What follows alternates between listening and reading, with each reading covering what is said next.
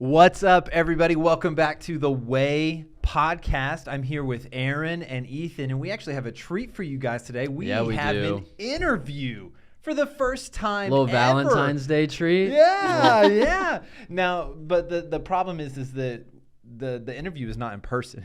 No. So it is just me, Erin, Yeah. and Ethan in the room. If you want it in person, then start tithing more. Yeah. That's good. That's good. We're talking about money. No, we're not. We're not talking about money. But so with that, our guest is going to be Zooming in, and that has kind of been difficult, harder than I thought. All of the podcasts that I watch and listen to, they make it so easy.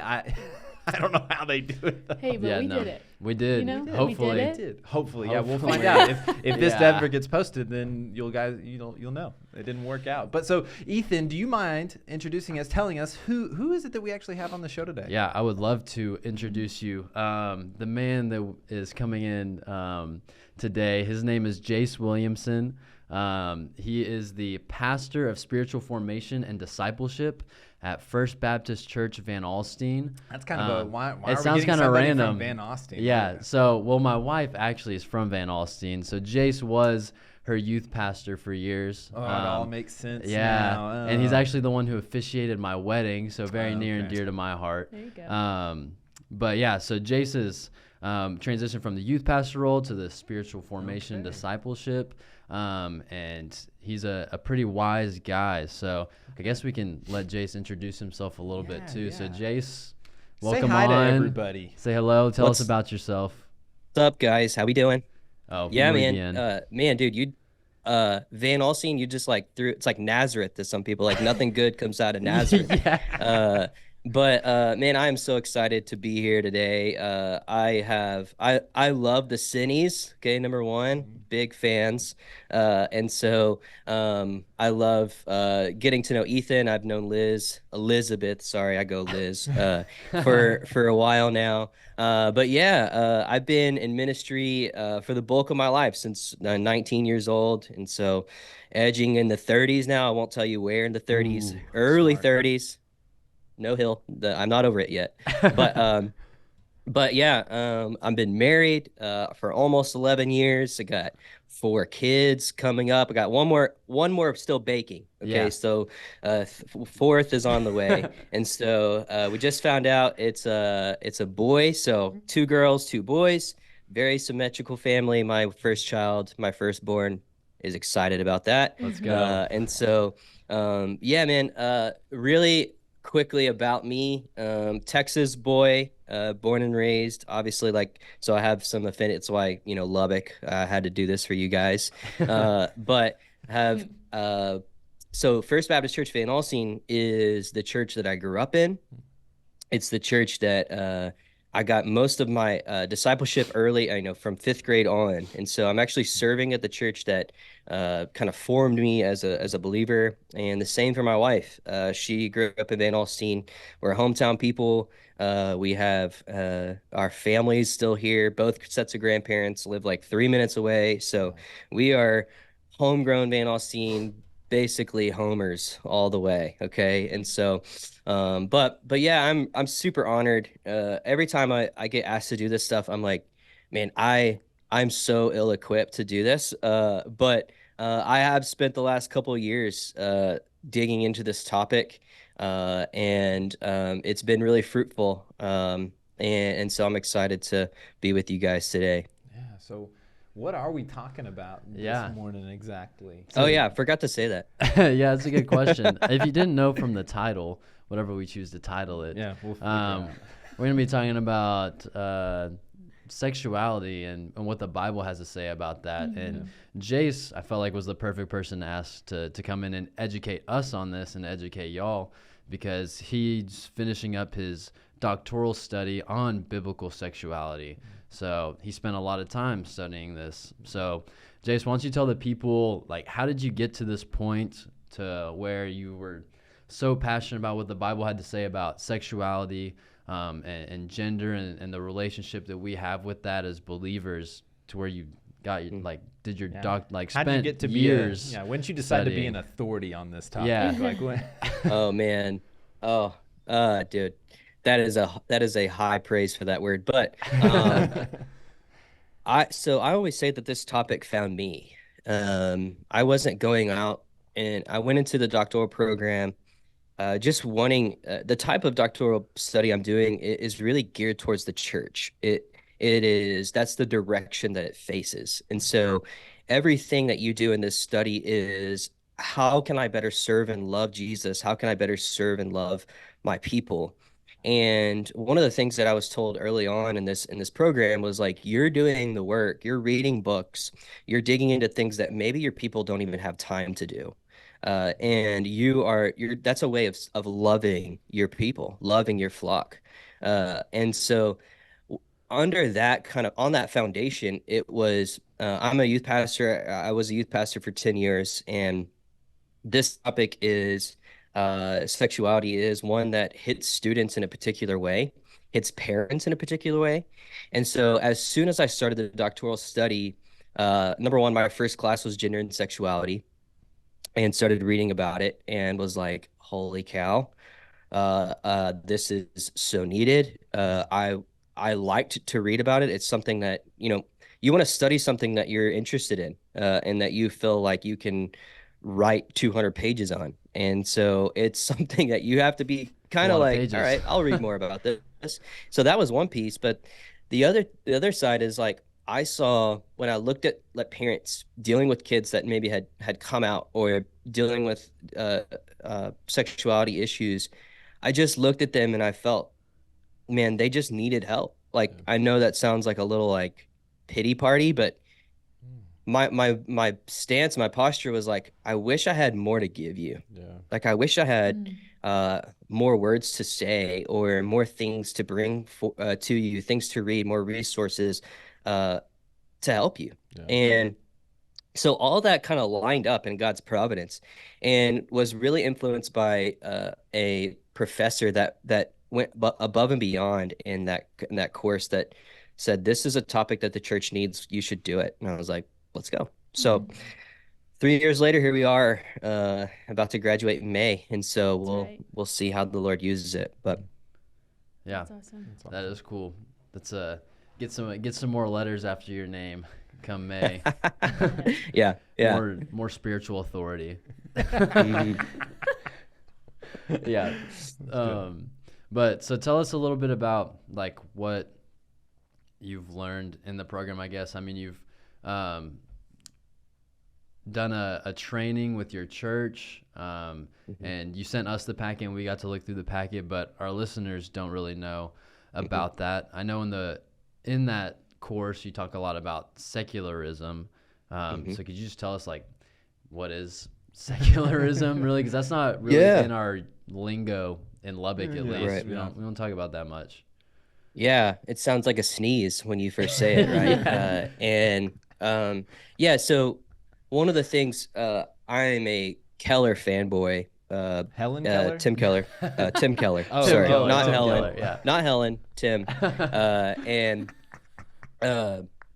And one of the things that I've read pretty much everything he's ever written, and one of the things that he does a really good job of is finding the time, like finding where we are as a culture, and then being able to speak into the culture in a really winsome way. Yeah.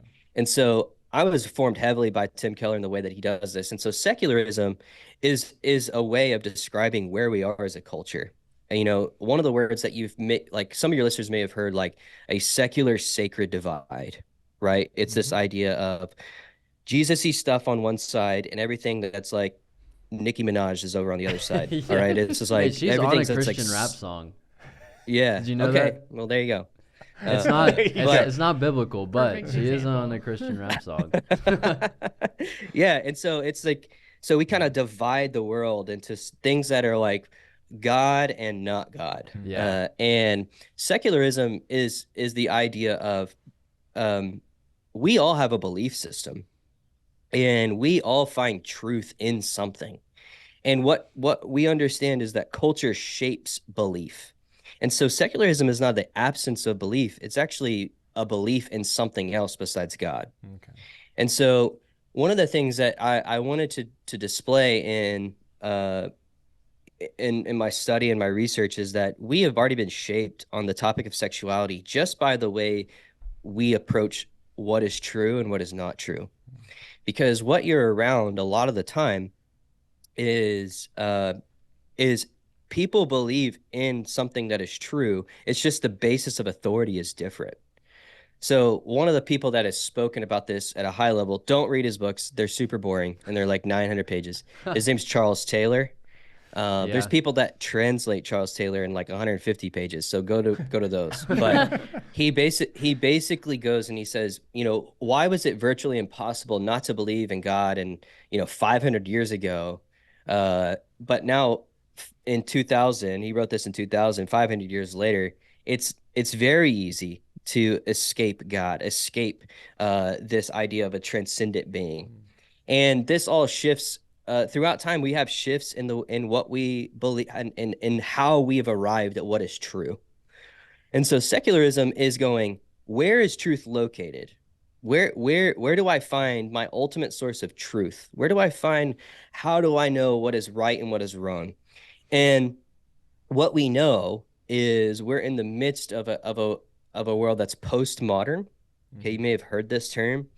Really, all this is saying is truth is found within the self. The authority of what is true and what is right and what is wrong is found within my heart. And you know how you know this is true, or where you see this is by people saying, follow your heart. Yeah. Or I'm living my truest self, right? What is that? That means that the truth of how the world works, of who I am, of what's right, what's wrong, is just found within my heart. And it's found, and that's really what secularism is trying to say. It's a specific way of saying what's true, what's right, what's wrong. And what we know as Christians, just kind of bring it into the Christian realm, is we have a specific view of truth that is much different than postmodernism.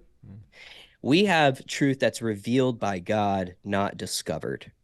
Right? Truth is not something that we go and find. Truth is revealed to us. Yeah. Okay. The word, 1 John said that the truth, the word was made manifest. It was made clear. And so truth is not out there to go find. Truth is revealed by God. And so you see how right at the beginning, there is two different ways to define what's right and what's wrong. And this has huge implications for sexuality. And so that is what we've seen now in secularism. It is a relocation of truth from an outside authority to the self. And so, and what I would argue is it's not working. We are more burdened. We are more anxious. We are more depressed because now the entire burden of what is true and what is right, my identity, my significance, all of that is on me. And so huge implications for sexuality. So is that what you're looking for? Is there more that I could say, questions off that would be clarifying? No, that makes a lot of sense. And I think that's a lot of what, we just got done with our dating series and we were talking about like Proverbs 4:23 is where we started, of like, guard your heart above all else. And just talking about the difference in like the truths of the world versus like the truths of the Bible and stuff. And yeah, I think you hit the nail on the head, talking about the truth doesn't come from within us. Because if we look around us, our culture is so surrounded by finding the truth within yourself. And I feel like this may be biased, but I feel like we're as broken as we've ever been, and we're only getting more broken the more that we're trying to search for truth inside of ourselves. Well, it also is something that you said about, we already have views formed around these things. Like this isn't something that, I think you said this earlier when we were talking, it's not a blank slate. It's not like we're approaching this topic and we have no things that we're already holding on to. We're just ready for whatever is given to us, but there are things that we already believe, that we already hold on to about all these different things. And one of the conversations I feel like we have a lot with students is, like, it is so hard I want to do this right, and it is hard. And even like, I want to do it God's way, but at the same time, like, I'm struggling to wrap my mind around why this is better or why God would do it this way. And so what are some of the things that we have been told about sexuality? Like, what are some of those presuppositions that when we approach this topic, we already have? Does that make sense? Yeah, really good question. Because one of the things that's happened, all right, so remove transcendence from the conversation. Okay. Uh, this is 5.5 minutes. what happens is now we have to have some sort of authoritative truth, and that identity has now shifted. So one of the things that is we're seeing now is our sexual identity is the core of our identity. And it is not something that sexuality is something that I do. It's actually who I am. And so you see how anything that rubs up against that view of like, this is, I'm chasing my desire, I'm chasing what I think is true about myself, and I'm going, hey, that's not true. Well, you're telling me that I can't be who I want to be. And so this is what secularism has done. It has chased God's view, chased the transcendent view out of the focus, and said what's true is right in front of your eye. And this is the term, there's a term that Charles Taylor uses called disenchantment. And really, disenchantment is the emptying of the world of transcendent meaning. That's all it means. There is no greater meaning for what you see in front of you. So like the world is not, when you look at a mountain, it's just a mountain. It's not declaring anything. It's just the way that the world has come to be. And this is there's a word for this called naturalism that is, hey, there is no, everything can be explained here in the world. The why we have mountains, why we have oceans, why we react certain ways. It has no transcendent meaning. And so what we've seen now is we can live that way. We can declare this in a theoretical sense, but it doesn't actually, it's not a livable way of life. And so when we relocate truth from the transcendent source to the self, we actually set ourselves up for failure. And I think, well, the reason why I bring up disenchantment is because it has huge implications for sexuality. Because sexuality is one of those fundamental realities of life that can really declare to you there is something more. So you take two kind of hot topic issues of the culture. You think of the Me Too movement. Okay. What was the Me Too movement? It got co-opted for a lot of different things, but really one of the things that it's trying to say was you can't take advantage of someone. Sexuality or sexual intercourse is not just this exchange of goods. It's not, and you can't prey upon someone. Sex has this enchanted view. It means something more. It's two people coming together. And what they were saying, what this world was screaming was, hey, this matters. This is sacred. But now, okay, but we can't say that and go on the other side of going, well, sex has no transcendent meaning. So you can actually push a little bit and go, well, if everything can be explained, if everything is just this natural view, then why do Christians and non-Christians have a pretty high view of what sexual intercourse or what sexuality actually is? And so that is one of the things that we come to the table already thinking. And so we're seeing we're seeing this in real time. This age of sexual disenchantment. And what I mean by that is there has to be more. Yeah. Just hooking up, casual sex, just having lots of partners. And people go, there has to be more than this. The understanding of pornography is no one knows how much the industry is really worth, billions of dollars, right? But people are going, you know what? That's actually not a good thing. Like secular thinkers and Christians, we're seeing the effects of this. And what is that? It's going, wow, this thing that God has created from the Christian view is more than just this thing that we get to enjoy. It's more than just this natural, hey, just two people getting together. And so those are the things that people are starting to reveal about this conversation that I think are really, really helpful to bring to light. Yeah, that's like a lot of what we've been talking about here at the Way in this relationship series. Just all that stuff about the my truth or what the Bible has to say about the truth of what sex is, especially like the sexual disenchantment. I love that word, because it's represents the making sex just the like bodies. And we talked about how sex is the mingling of souls, not just the mingling of bodies, and it's so much more. And whenever we've taken away the like spiritual or emotional connection that happens through such an intimate physical act, like we're losing the point of what sex is, and we're not able to enjoy it the way that God designed. And that's why we see so much hurt. That's why, like, I mean, we meet with people weekly to have conversations about pornography, like you talked about, or just past relationships and sexual struggles and stuff. And so much of that has stemmed from just thinking about it as casual instead of thinking of it as sacred. So I love what you said about all of that stuff. I think it lays a good foundation. Yeah.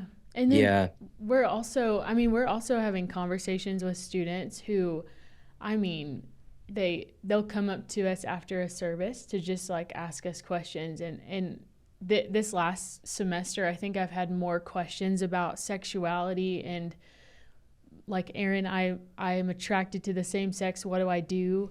And we've had like people from like all across the spectrum. Like, I'm struggling, but I still want to honor God. How do I do that? Or like, Erin, like, penguins are gay, so why can't I be? And I've literally had to tell a student in the moment, like, are you really wanting to compare yourself to a penguin right now? And you know, and so we get people all across the spectrum of just like sexuality and what to believe about that. And there is a real wrestling in their flesh for some people, and you know, for obviously some, it's just like, this is, like you're saying, this is who I am, this is my truth, and that's how I'm gonna live out. So Jace, I'm curious, what would you tell a person, how would you even minister to a person who has left the church or is considering leaving the church because of their sexuality or their identity? What would you say? It's a really good question. I think it begins with understanding what you're desiring and following and really being curious about your desires. You know, the way that God confronts humanity a lot of the time in his word is through question. You think about Genesis 3 and the fall itself. And when man and woman fall for the first time, God comes in and asks a question. Where are you? And he begins to question them. And any counselor, if you've been to counseling, you know that a good counselor gets you to arrive to the point that you understand. It's a self-acknowledgement through what? Through question. And Jesus uses the same tactic in his ministry. And so the reason I think that's important is because we often believe that our desires, everything we desire is right. Everything we desire is true. And I would question that very desire. So any desire. And when you think about the desire to be same-sex attracted, or to sleep with your girlfriend, or to be active within pornography or whatever it is, there's a desire there that I think begs the question of, what are you actually desiring? And does that desire, fully born, fulfill you, satisfy you? Because a lot of the things that we're chasing are these temporal satisfactions, these temporal desires that need to be fed. And the reality of Christian sexuality is, even the gifts that God has given us within marriage of using sexuality within the confines, the boundaries in which he's given us, are never meant to satisfy us. They're never meant to fulfill the desire that is actually within us. Because C.S. Lewis would talk about this in his book Mere Christianity, about desire itself. Is a lot of us, he says, that when we look into our own hearts, would know that we want something that cannot be had in this world.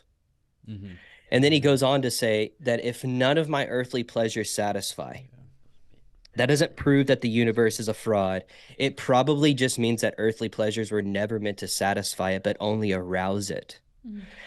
And so the thing is, it's like, we don't, the awesome thing about Christianity is that we're not stoics. We're not beating our bodies to kill desires. What we know about our desires is actually meant to lead something to something so much greater, something so much transcendent to fulfill us. Because if we understand that we are made for something eternal, someone eternal to be more specific, then why would we think anything temporal would satisfy us?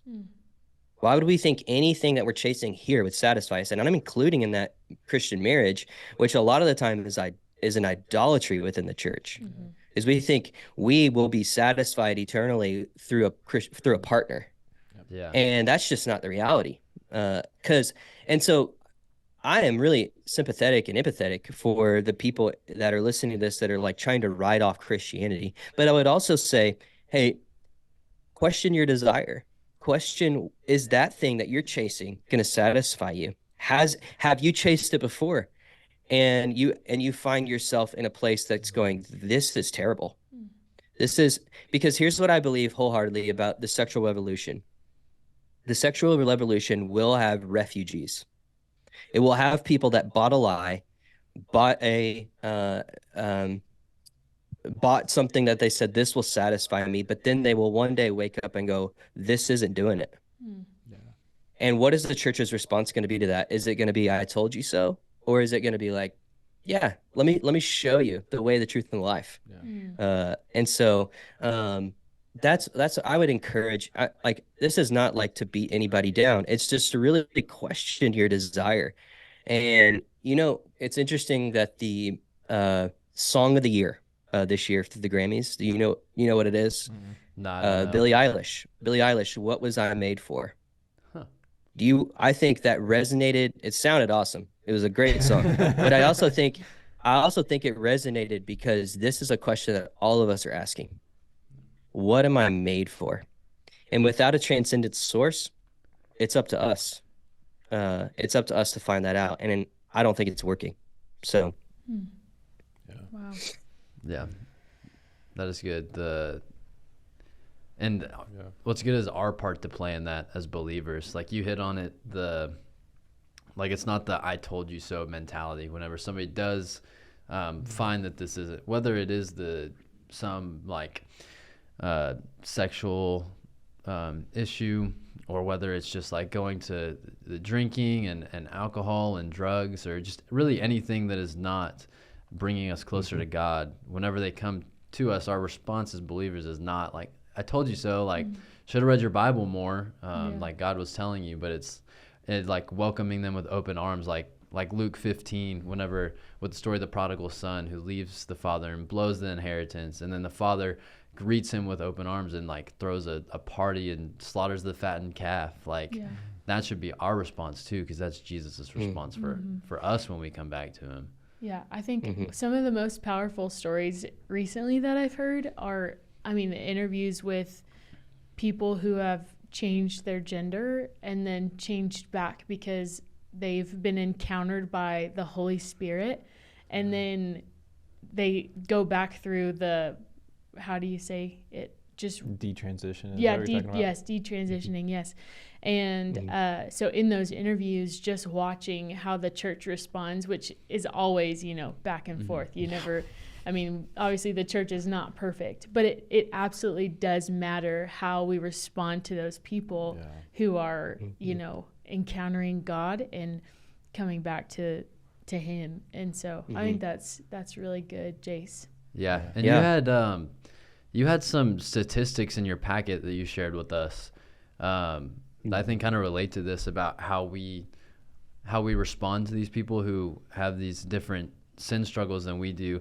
The stats that I saw, I'll just share them, that you shared with us, was that 83% of the LGBTQ plus community grew up in church. 51% of that number left after the age 18, and 3% of that number left because of like disagreements with doctrine, which implies that the other 48% or don't have any issues with doctrine, but the people. Yeah. Yeah, that's crazy. That was like that number. Those numbers, like my jaw dropped when I heard those, because it's not. We're not just talking to the people who are in the necessarily like the secular cities who grew up atheists and hate God and all this stuff. But we're talking to people who like were in our youth groups around us and had differences, and they left. They might have left eventually because of doctrinal issues, but ultimately they left because of how they were received by the people of that group. Yeah. It's just crazy. Yes. Yeah, and to be clear, doctrine matters. Yeah. Right. And I think y'all know that. And it's, one of the things that I really respect about Gen Z is they can kind of see through fake stuff. Like if you are like, hey, we believe this, but it doesn't align with their, like your practice isn't aligning what they believe, that it's like, oh, I don't think y'all are actually believing that. And so I always, one of the first things that I teach when I teach this course is that clarity is kindness. To be clear about what you believe is kind. And this is where we kind of get this conversation wrong, is to never say what you believe about this topic is not loving. It's not kind to do that. But it's also not kind and loving to just be like, this is the way it is, and I'm not going to have a conversation with you. I'm not going to even entertain your questions and your experiences and, what you're feeling. And that's the kind of the two misses. But the statistics is from Preston Sprinkle, who his books are pretty formational the way that I think and the way that what I've studied.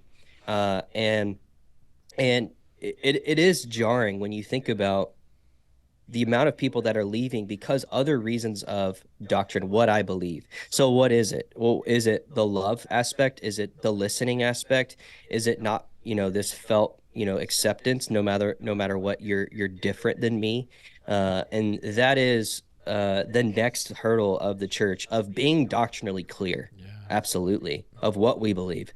But how do we, within the doctrinal clarity, love the person in front of us? And I would say that's the number one question that I get from students and from people around this question. Yeah. So we've talked a little bit about the you talked about sexual disenchantment and the way that the world is pitching this idea of what sex is, what it should look like, how gender should work, or how we should view it. What if that is the wrong view? What is the correct view? What are we as the church? What is God as creator? What is the alternative view, I guess? Yeah, and let me give like 60 seconds on sexual disenchantment. This term was actually used by a writer by the name of Louise Perry, and I was joking with Ethan off the podcast. I'm obsessed with this book. It was written by a female journalist from Britain who is not a Christian, but she sees the cracks, like I was talking about earlier. She sees the cracks in the sexual revolution, and she points out that it's actually harming us when we have sex without boundaries. When we have sex with no boundaries, it's actually harming humanity. And she proposes this sexual counter-revolution. That's what she says. She calls it this. And she says, you know what we should do? We should have inherent biological difference between male and female. We should have relational sexuality within a relationship that's highly trusted, aka marriage. We should understand that consent as an ethic, meaning what the world is pitching you is, if you have two consenting adults, anything goes. But there's research that the people are going, you read in the New York Times, Washington Post, where you go, I followed all the rules. I followed all the rules of the secular sexual ethic, and I still feel terrible. I feel used. And she basically says, when we attempt to disenchant sex, we're denying a reality about sex that just isn't true. When we're unattaching this idea of going, man, you know what? she quotes this: everyone knows that having sex is not the same as making coffee. And when an ideology of, she says, of sexual disenchantment demands that we pretend otherwise. And a pastor said it this way. He said that he believes that Satan is overplaying his hand in this because secularism, because people outside of the faith are going, this doesn't make sense. This isn't adding up. It's not even coherent. And so the question is to really start with a understanding that God created this transcendent view of sex. God created us, male and female. God created sex to look through as an icon, to say this is actually a reality that goes beyond two people just enjoying pleasure with each other. This is beyond just personal fulfillment. And so when this is a reality that's beginning, we have to go back to Genesis 1. We have to go back to understanding that God is a God of order. God is a God of giving his people a purpose and a significance. This is the transcendent reality that we begin with. And so do you want to go into Genesis 1? Is that where you're thinking? Yeah, I'd love for you to do that. That'd be fantastic. Yeah, the Bible is always great to go to. Yeah. We love the Bible here. We're pro Bible. Sweet. Well, I mean, this is our transcendent truth. This is the authority of where we get and understand sexuality doesn't come from within the self. It comes from outside of ourselves, what God has revealed to us, as we said earlier. And so Matthew 19 is a pretty interesting thing to go to because Jesus is questioned about marriage from two tribes. They basically say, "Hey, Jesus, how do you interpret divorce? How do you interpret Deuteronomy 24?" There was two tribes of understanding a person, the grounds for divorce, essentially, from Deuteronomy 24. And Jesus answers them because both of them are after Jesus's interpretation. Yeah. And Jesus answers them and goes, let me cut through that and let me give you the greater design for marriage. Let me give you the greater design for human beings. And he goes back and kind of like summarizes Genesis 1 and 2. And he calls it from the beginning. And this is the point where we see there's a lot of people that want to co-opt Jesus for their own cultural interpretation. But Jesus himself pulls us back into the creation narrative. The creation narrative is things that have not changed since God said, let there be light. And one of those things is God creating male and female, there's biological differences between male and female, God creating marriage as we know it as heterosexual and within the confines of one and one, okay, like male, female. And he says, let no man separate them. Meaning divorce wasn't really even in the plans, y'all. Yeah. And there is a standard, this pattern that God is giving us from the beginning. And so, does that make sense? Is there any questions or thoughts on top of that? Yeah, no, I mean, that makes sense. You're teaching the passage. You're teaching what Jesus taught. Yeah, he says, the response is like, haven't you read the scriptures? Like it says from the record from the beginning. And he goes into it. Yeah. So, right. Yeah. Well, and I think that's so helpful in knowing that like there's a specific way. God didn't just kind of throw things together and we're trying to figure out what we should do, but that God actually gave us a narrative that he showed us this is my plan, this is the order that I have set for creation. And Christianity isn't just trying to cobble a position together, but that there is a stand that God has given us. And from page 1. I like that you use the term narrative, because that term, our culture is obsessed with stories. Every culture is, but one of the realities of the Bible is a story in which we're a part of.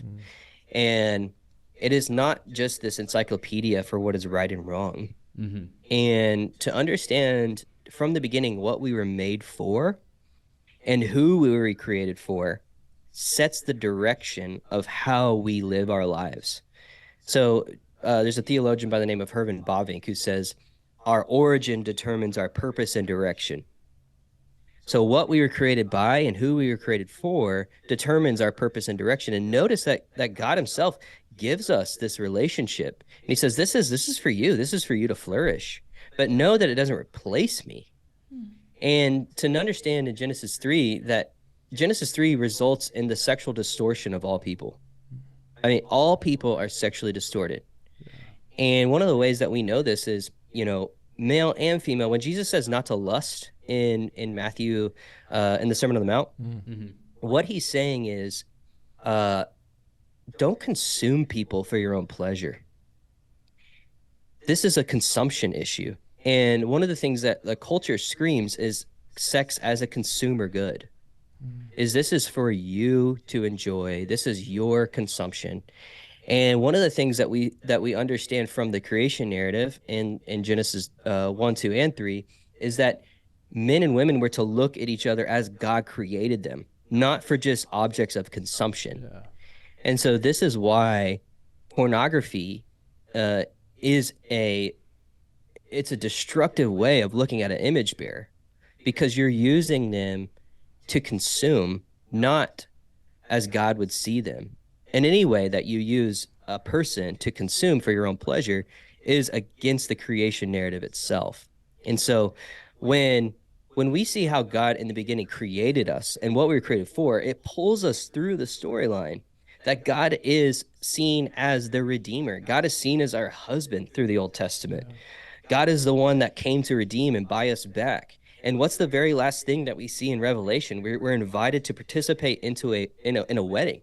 Yeah. And so the ultimate satisfaction is not the hottest guy or girl on campus. The ultimate satisfaction is not how many people you've slept with. The ultimate satisfaction is to find what your heart was made for. Mm-hmm. And when we're looking on these temporal plane of other human beings, we miss the very thing that our heart desires.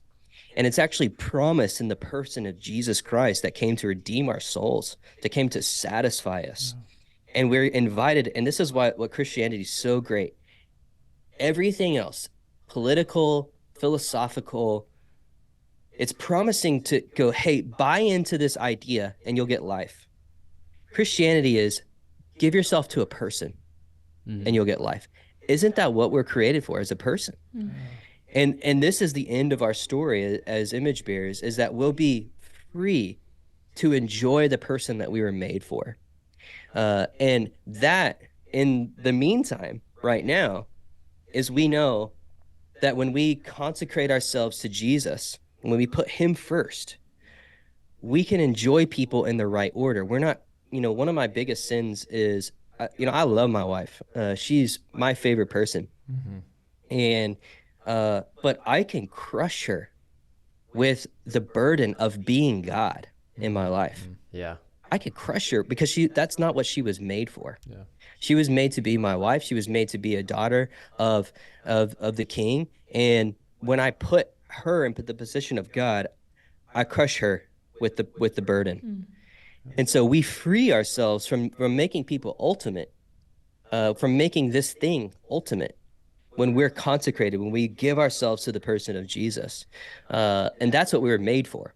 That's what I believe that holistically we were made for. Yeah. And so that's good. Yeah. And I don't know, this is just a thought. I don't know if this makes any sense, but talking about like the weight that you would put on your wife by making her God, like I feel like that's the weight that the world is making us put on ourselves whenever we try to be our own God. Like that's why Louise Perry wrote the book Against the Sexual Revolution, because she sees that the world is caving in on itself with all the cracks, because we've tried to be our own God and we suck at it. We're really bad at it. And we're really bad. Yeah. Like I'm a bad singer, but I'm a much worse God for myself. But I think that just speaks to why it doesn't work a little bit, is because whenever we make ourselves God and the ultimate truth is found in ourselves, we're making something that was never meant to be and that we could never be.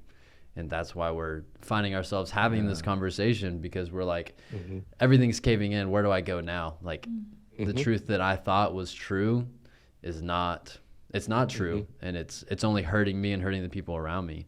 So yeah, I love everything. It's funny. So Swifties will enjoy this one.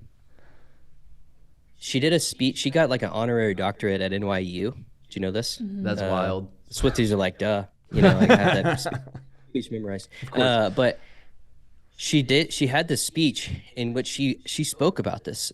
She said, the greatest news is that your future, your identity is up to you. And it's actually the greatest burden as well. It's this nightmare that I can't get rid of. And I was like, whoa, that's exactly the secular problem. Yeah. Of like, here's this freedom that you have, but it's actually your biggest nightmare because it's all up to you and you're alone. Isn't the number one thing, if you know the catechism of that's been for years, for centuries, what's the first thing? I am not my own. I belong to God. That's the first thing that we see with of what it means to be a Christian is I'm not my own anymore. And that's a really good thing. That's a really, really huge gift that I don't belong to myself. I belong to God.